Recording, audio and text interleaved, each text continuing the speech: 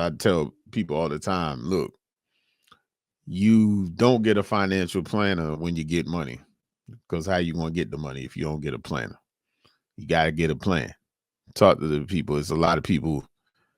People tend to think these services are for people that have money, but the people have money because they went to the service. Yeah, you may charge something or something like that, but it's the cost of survival. Because I'm going to tell you, the cost of living is not going back down unless the whole system blows up. Then we'll deal with that later. But human nature just tells you, all right, it's not going there. So you're going to need money. You're going to need, it's the tool by which in this country you make things happen. Inflationary things. We have a lot of the tax cuts for whoever you want, but we still have social needs and social wants. Someone has to pay for this stuff. We have to get, so you have to think out there, people in our age range, like retirement is going to look different for us, and that's from my social life. It's just going to look different. Our parents' retirement, not in my case, because my parent, this dude, he, retirement is like a 4-letter word to him. But but it's not going to look the same. You have to continue to make money. You have to continue to keep pace with the market, and it's not and keep pace with the economy. And it's not about like keeping up with the Joneses. You're going to have to be able to keep up, because things are not going to get cheaper. I mean, if you sit down and you think about some stuff, there's some things that I go by and I'm sitting there like, this really cost this? And I ain't like, I mean, you buy it, but you're just sitting there.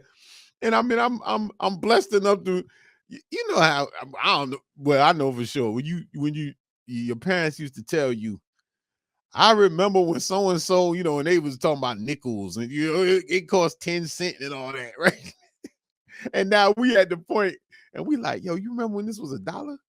It was something that I bought recently. And I was like, I know. I mean, just basic. In New York, I went to slice of pizza. Yo, a slice of pizza can end up being $5. This was $1. I was high school. $1 slice of pizza is like $5. Yo, you put pepperoni on it. It's $6.50. Yeah, but up north. Pizza. I was in Queen. Like, are you serious? So my man, I think it was $3.50 on one of my spots, and I was like, yo, but these was $1, yo, $1. And so in your lifetime, you're like, what? But it's the other things that you buy. Beef patty over here. Beef patty is, yeah, I'm like, yo, for real? $3. $3. Yeah, I'm like, what? It's like $3.50, man. Yeah. I mean, I've gotten over the grocery shop, but I was totally shocked in New York with a couple of stores. You got a corner with a store. I was just like, you got to be kidding me. I think I mentioned it before. They had like cranberry juice was $8. I was like, like, yeah, it was $8. I was like, nah, man, this can't be real. So this is now. So things are continuing. So like everything, like even in business, you got to make more, but more things you got to control what you spend. And the food industrial complex is no joke, man. It's no joke, because that's the one thing you realize, like food. Whenever I've gone through my budget at various times and went back, especially when I was working, and I looked, the food was like, you spend money on food. Because I mean, we do stuff. You go shopping, then you go buy something while you out. That almost always happens, because you either get hungry because you either eat before, so you're not hungry in the grocery store, or you go, so you got to start, or after you've been in the store, you're like, damn, I don't feel like cooking now. Go get something. So now so if you had a food budget, you just thrown it off because you bought groceries and then you went and bought some more food. That's the number one. I mean, that's the thing, because they, the food, they know people gonna buy food. And then you got to worry about if the food has a recall because it's poisoned and all kinds of stuff now, right? Yeah, but no one cares about that. Yeah. Think about this too. That's another cute one too. Yeah. Right. Have you ever sat fast food out for days at a time and it does not deteriorate? Yeah. E. coli ain't gonna do nothing else now. That's a Right. this is like, yo. It's all propaganda. This is what I'm trying to say. Because they trying to push you into something else now. Oh, everything is propaganda. Organic, vegan. Yo, you know more vegan food is processed than anything else. The stuff they have in there. Let me tell you something, man. I saw this video with this two doctors. And one doctor was a vegan. And he said vegan almost killed him. Being a vegan almost killed him. Mm-hmm. Right? Because the body cannot break down certain vegetable, certain starches. That's what it is. Yeah. And then in the vegetable. Yep. Mm-hmm. Yep. But that's what I'm saying. And that's one variation. But what I'm saying is that we have a lot of these vegan foods that are made to be like meat per se or something like that. Yeah, shelf life. Because once you got to mention anything requires a long shelf life, you might as well forget about it. Yeah, but look, I'm just saying, and I don't even know how we got here, but I'm just saying that, look, naturally, there's no vegetable on earth that tastes like a cow. All right. So in order to have something taste like a cow, you got to do a lot of processing to it to get it from cauliflower that tastes like a cow. That's still processed food, by the way. Like, so it's not like it's still processed. So, but right now that's good process because that's the trend. You know what I'm saying? Now, yeah, I'm not here and I'm not bad because I eat vegan, I eat gluten, I eat everything. But what I'm saying is just the consciousness, like, yo, dude, because then people try to pop off like, something's better than the other. But the other trick with veganism, you know what else is vegan? Sugar.